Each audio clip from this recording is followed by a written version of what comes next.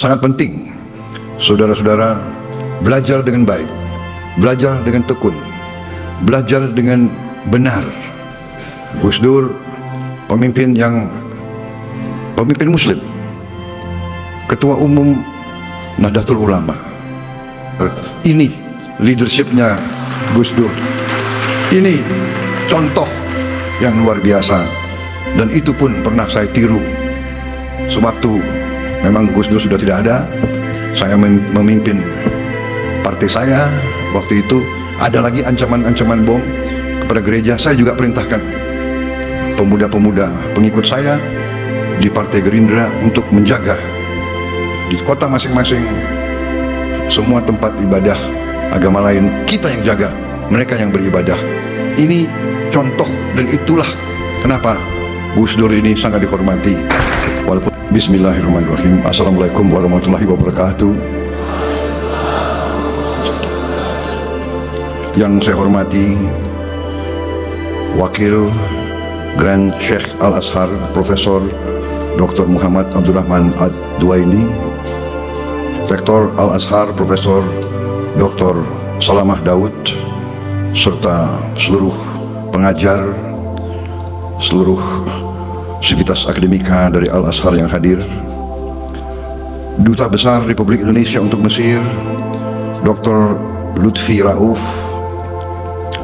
Duta Besar Mesir untuk Republik Indonesia Yang Mulia Yasser Hashimi, Ketua Perhimpunan Mahasiswa Indonesia di Mesir Saudara Razif Alif Al-Faiz, dan terutama yang saya banggakan dan yang saya cintai, para mahasiswa dan mahasiswi Indonesia di Universitas Al-Azhar Kairo, Mesir, yang hadir pada siang hari ini.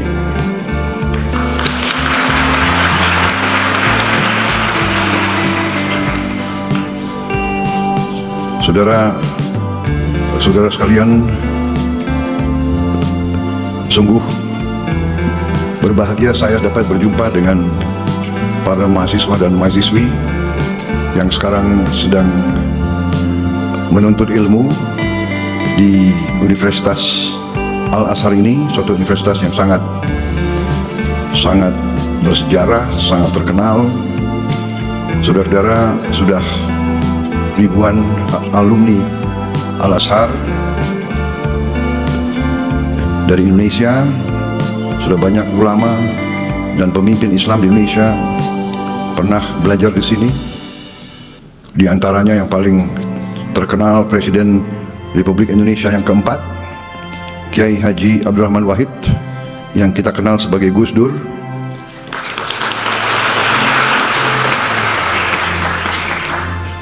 Menteri Agama Republik Indonesia pada Kabinet Pembangunan ke-7, Profesor Dr. Quraish Shihab.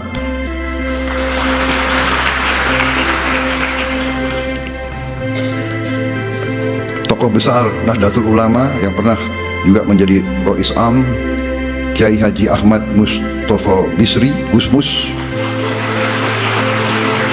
dan Menteri Luar Negeri Republik Indonesia pada tahun 1999 sampai 2001, Profesor Dr. Alwi Shihab.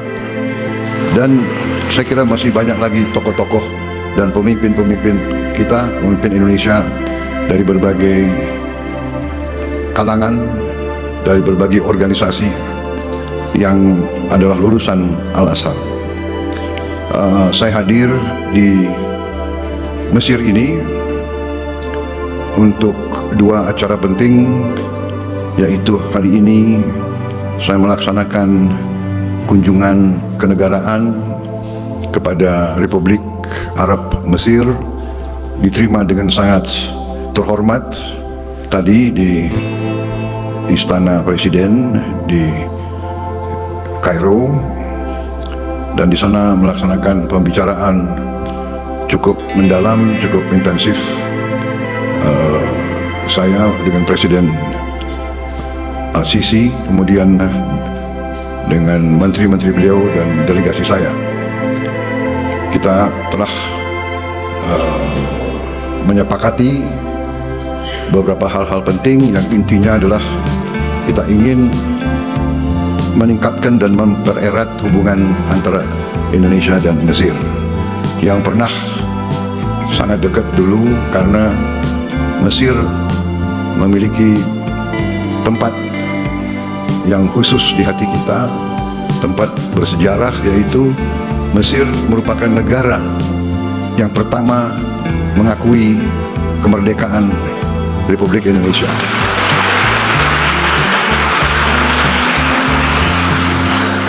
Tanpa ragu-ragu, tanpa berpikir, begitu kita proklamasikan kemerdekaan kita, Mesir negara yang pertama mengakui kita, dan akhirnya beberapa negara lain yang ikut mengakui kemerdekaan dan kedaulatan bangsa Indonesia.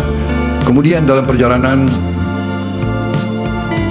pemimpin Mesir waktu itu Presiden Jamal Abdel Nasser dan pemimpin Indonesia Presiden Soekarno menjadi sangat dekat karena sama-sama menjadi pelopor dibangunnya gerakan non-blok, non-aligned movement yang ingin mempersatukan negara-negara berkembang, tidak mau ikut blok manapun, tidak mau ikut blok barat, tidak mau ikut blok timur, berada di tengah, menghormati semua negara, semua bangsa, semua ras.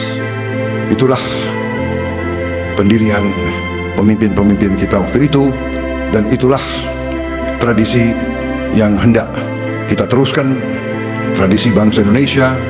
Dan itulah juga yang saya canangkan, bahwa saya akan meneruskan dan mempertahankan sikap ini, bahwa bangsa Indonesia adalah bangsa yang menghormati semua bangsa-bangsa di dunia, menghormati semua negara-negara, tidak mau terlibat dalam permusuhan dengan siapapun, tidak mau terlibat dalam fakta-fakta militer, selalu menganjurkan jalan damai, selalu menganjurkan musyawarah, selalu menganjurkan jalan tengah, selalu menganjurkan kolaborasi, kerjasama, bukan konflik. Itu sikap yang saya canangkan, dan itu yang saya jalankan, tidak hanya dalam politik luar negeri, tapi juga dalam politik dalam negeri yang saya jalankan selama ini. Saya menyampaikan bahwa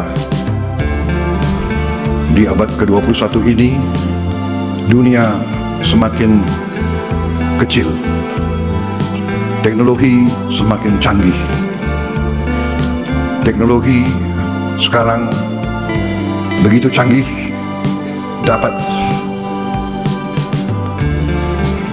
memberi banyak kemudahan kepada manusia, tapi pada saat yang sama teknologi dapat juga dengan mudah menghancurkan manusia. Ini yang kita lihat sekarang. Saudara-saudara sekalian, para mahasiswa-mahasiswi, tentunya selalu saya menyampaikan hal ini karena saudara-saudara adalah bagian dari masa depan bangsa Indonesia. Kalian adalah anak-anak kita yang akan meneruskan perjalanan bangsa kita, bangsa Indonesia. Karena itu sangat penting saudara-saudara belajar dengan baik, belajar dengan tekun, belajar dengan benar.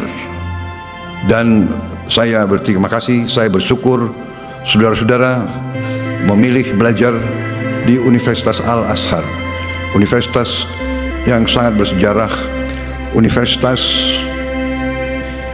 Islam yang mengajarkan pelajaran Islam yang damai, pelajaran Islam yang sejuk, pelajaran Islam yang moderat, pelajaran Islam yang tidak mengajarkan kebencian, pelajaran Islam yang tidak mengajarkan saling mencari kesalahan, tapi saling mencari titik-titik temu.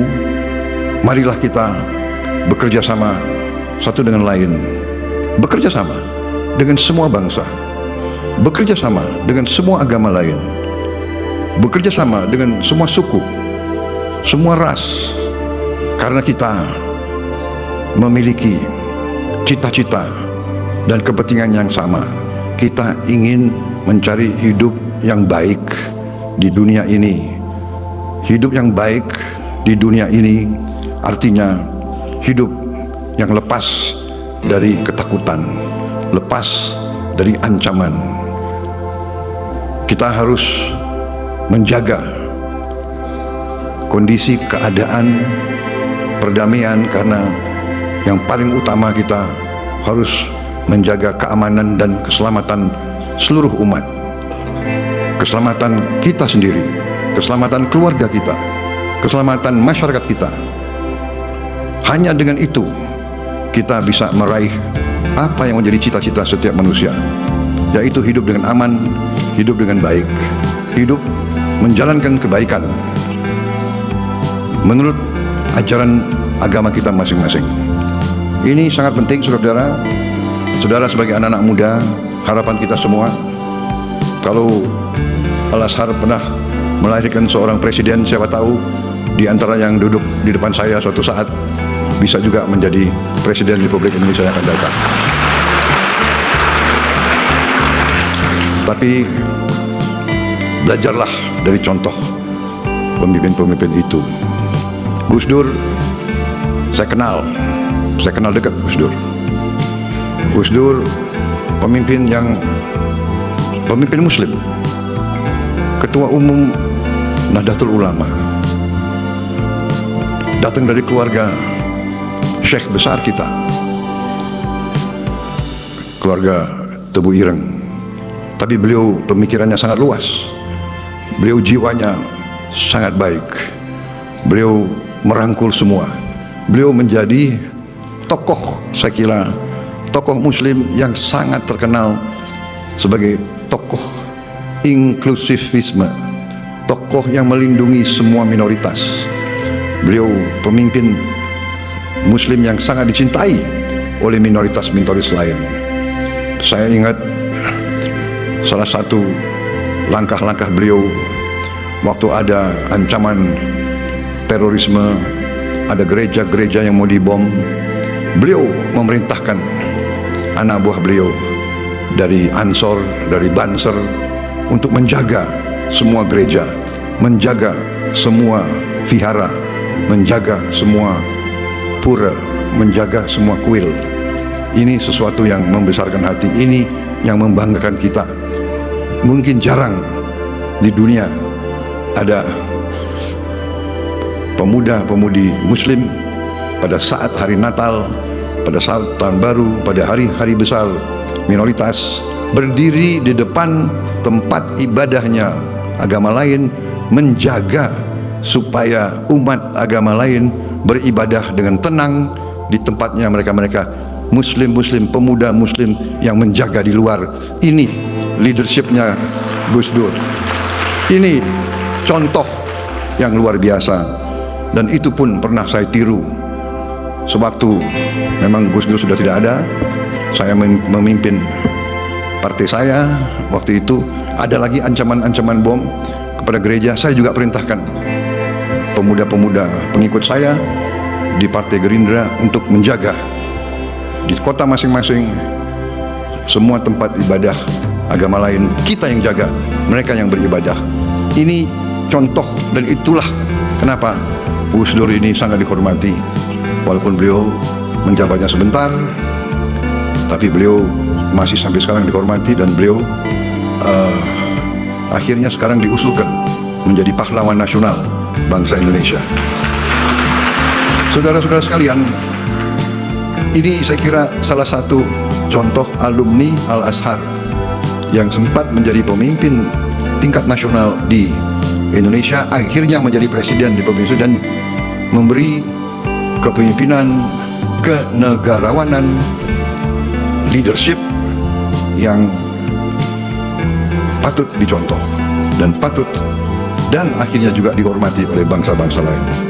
Saya kebetulan kenal beliau baik, dan alhamdulillah leadership yang beliau sampaikan menjadi pelajaran bagi kita sekalian. Saudara-saudara sekalian, selain kunjungan kenegaraan ke Mesir, besok kita akan lakukan pertemuan KTT, konferensi tingkat tinggi antara 8 negara yang disebut D8. D8 ini adalah The Developing Aid for Economic Cooperation. Didirikan tahun 97 untuk meneruskan kerjasama ekonomi dan pembangunan antara 8 negara berkembang, yaitu Bangladesh, Mesir, Indonesia, Iran, Malaysia, Nigeria, Turki, dan Pakistan. Ini kebetulan 8 negara Muslim yang jumlah penduduknya besar. Jumlah penduduknya mungkin semua negara ini jumlah penduduknya di atas 100 juta. Jadi saudara-saudara, D8 ini dibentuk untuk melakukan kerjasama ekonomi. Saudara-saudara, kalau D8 ini bergabung, ini pasar ini lebih dari 1 miliar manusia. Nah, ini tentunya kita harus mengakui kita belum begitu puas. Masih banyak yang harus ditingkatkan, banyak yang harus kita cari bentuk-bentuk kerjasama, dan untuk itulah besok kita akan bertemu lagi, dan besok sesudah itu tahun depan ketua D8 beralih ke Republik Indonesia. Jadi mudah-mudahan kita bisa berbuat yang baik. Saudara-saudara sekalian, kita lihat keadaan dunia, keadaan kawasan saat ini penuh dengan ketegangan, penuh dengan konflik, penuh dengan, bisa kita katakan, peperangan. Kita prihatin apa yang terjadi di kawasan ini terhadap saudara-saudara kita di Palestina, tapi tidak hanya di Palestina, di tepi barat Palestina, ya, di Gaza, tepi barat Palestina, di Lebanon, sekarang di Suriah, tapi juga di kawasan-kawasan lain, di Libya, di Sudan, di Yaman. Saudara-saudara, marilah kita selalu waspada bahwa kalau kita tidak rukun dan tidak bersatu, kalau pemimpin-pemimpin kita tidak arif, tidak bijaksana, ujungnya adalah yang terjadi adalah perpecahan. Dan bila pecah, bila tidak ada persatuan dan kesatuan, yang ada adalah kelemahan. Dan kalau lemah, tidak dapat melindungi dan menjaga keselamatan rakyatnya. Saya kira ini pelajaran yang sangat penting bagi kita. Saudara-saudara, para mahasiswa-mahasiswi, belajarlah dengan tekun, belajarlah dengan baik, jadilah wakil-wakil Indonesia dengan baik. Jangan memalukan kita. Belajar dengan baik. Saya bersyukur saya dapat laporan bahwa mahasiswa Indonesia termasuk mahasiswa asing yang paling sedikit bikin masalah di Al-Azhar dan di Mesir. Mudah-mudahan laporan ini benar adanya. Jangan hanya nggak enak sama Presiden Republik Indonesia disampaikan laporan-laporan yang bagus. Tapi tadi Presiden Al-Sisi juga mengatakan tiap kali lihat wajah orang Indonesia di Mesir, beliau selalu lihat wajah yang baik, wajah yang gembira. Mudah-mudahan itu pun benar adanya. Tapi kalau saya lihat wajah kalian ini ya kayaknya benar juga itu ya. Jadi terima kasih saudara-saudara. Yang saya bisa sampaikan bahwa bangsa kita sekarang ini ingin mempercepat pembangunan ekonomi. Kita bersyukur kehadirat Allah yang Maha Kuasa, Tuhan Maha Besar, yang begitu banyak memberi karunia kepada kita. Bangsa Indonesia harus bersyukur. Berkali-kali saya mengatakan, bangsa Indonesia harus bersyukur. Kita diberi karunia yang sangat luar biasa, kekayaan alam yang luar biasa. Saya sudah diberi angka-angka tersebut.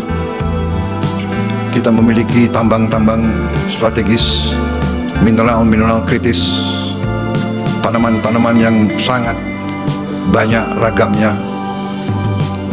Sebentar lagi kita tidak hanya swasembada pangan, tapi dalam beberapa tahun lagi saya katakan Indonesia akan menjadi lumbung pangan dunia. Kita begitu besar karunia yang diberikan oleh Yang Maha Kuasa. Lahan yang luas, yang subur, ketersediaan air yang cukup. Juga 3/4 wilayah negara kita adalah dari laut. Kita memiliki cadangan ikan kedua terbesar di dunia.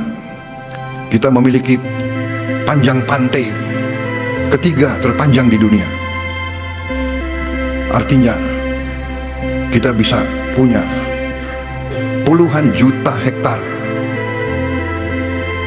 tambak-tambak ikan, tambak udang, tambak lobster, tambak kepiting. Kita akan menjadi eksporter yang paling utama di bidang ikan dan protein untuk dunia, saudara-saudara.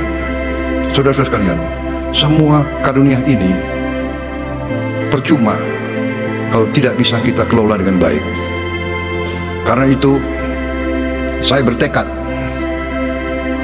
mandat yang diberi kepada saya oleh rakyat Indonesia, saya dipilih oleh rakyat Indonesia, saya disumpah di hadapan rakyat dan di hadapan Yang Maha Kuasa. Saya disumpah untuk menjaga undang-undang dasar kita, menjalankan semua undang-undang. Karena itu saya bertanggung jawab untuk menjaga dan mengelola semua kekayaan kita untuk bisa dinikmati sebesar-besarnya oleh seluruh rakyat Indonesia. Bukan segelintir. Saudara-saudara sekalian, kita bangga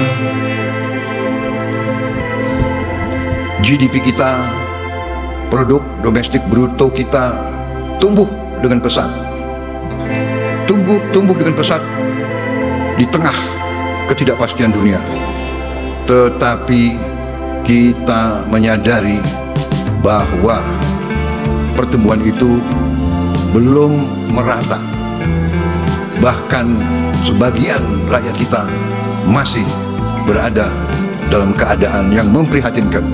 Mereka masih bisa kita golongkan dalam keadaan yang miskin. Ini tekad saya, pemerintah saya.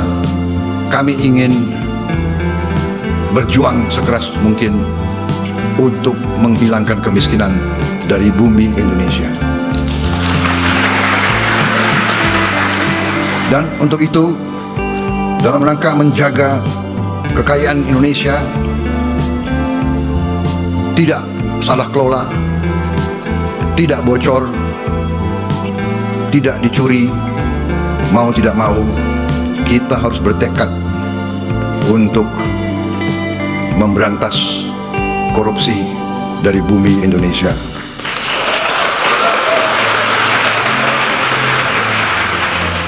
Memang banyak yang mengejek Prabowo Subianto. Saya memang sudah biasa diejek. Dari dulu saya diejek. Dari dulu saya difitnah. Sekarang pun mereka tidak percaya.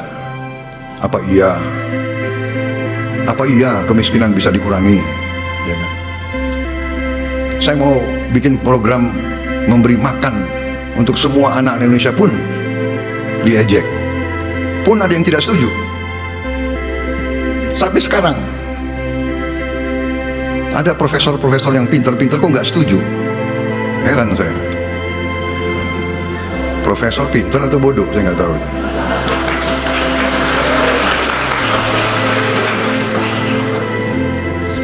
Mungkin pinter otaknya, tapi hatinya tidak bisa merasakan. Kalau anak-anak itu, kalau anak lapar ke sekolah itu bagaimana caranya, dia tidak bisa merasakan.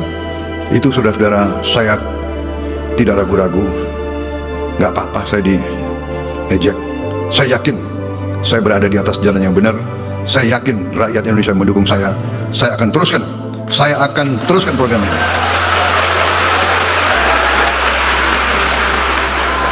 Dan mereka yang masih meragukan, 2 bulan saya memimpin, masih mereka bertanya-tanya, saya sampaikan, sabar sedikit, saya baru menjabat 2 bulan. 2 bulan, ya kan? Anda sudah hitung berapa koruptor yang sudah ditangkap?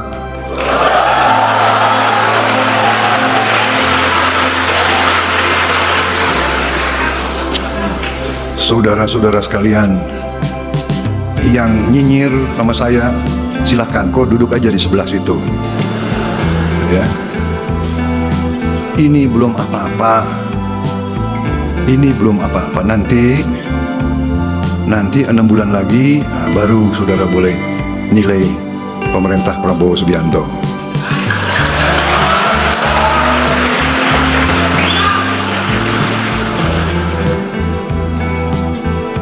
Saya merasa bahwa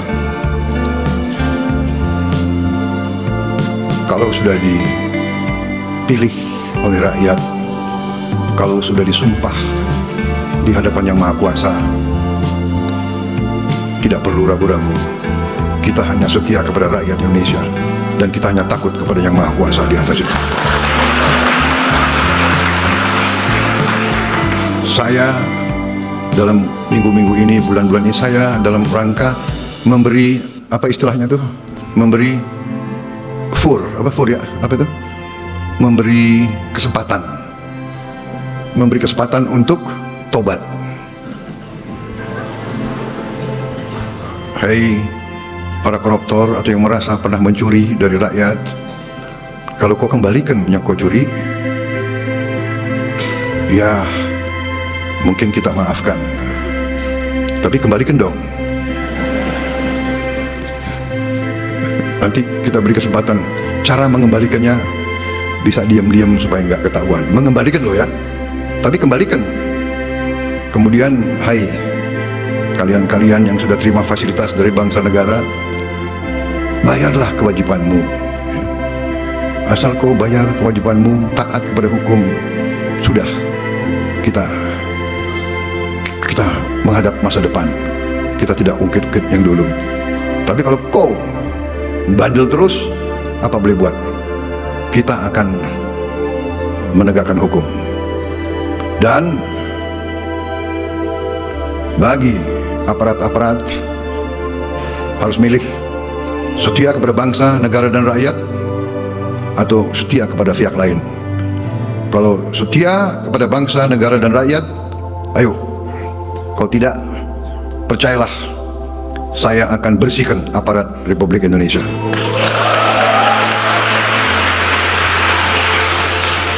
Dan saya yakin dan percaya rakyat Indonesia berada di belakang saya, saudara sekalian. Saya kira itu yang saya ingin sampaikan. Anak-anakku, belajar yang baik, belajar yang tekun, buatlah yang terbaik untuk bangsa, rakyat, dan negaramu. Raih ilmu untuk bangsa, berbuat baik untuk rakyat. Itu pesan saya. Terima kasih atas kesempatan ini. Saya bisa tatap muka dengan saudara-saudara. Saya bisa bicara langsung kepada kalian.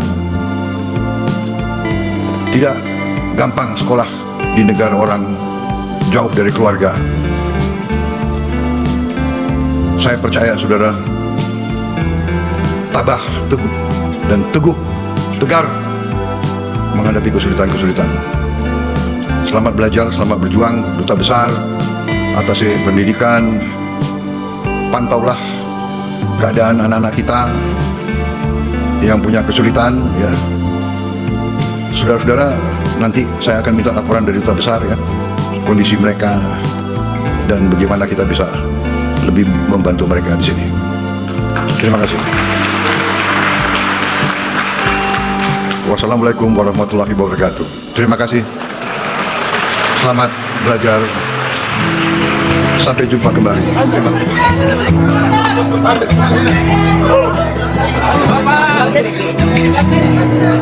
kasih.